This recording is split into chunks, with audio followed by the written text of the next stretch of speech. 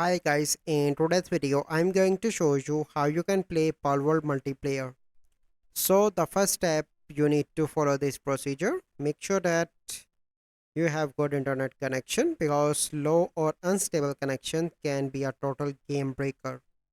So once you make sure that your internet is all good, then make sure that both you and your friend have the latest game updates, because if you do not have any latest updates you do not enjoy the multiplayer.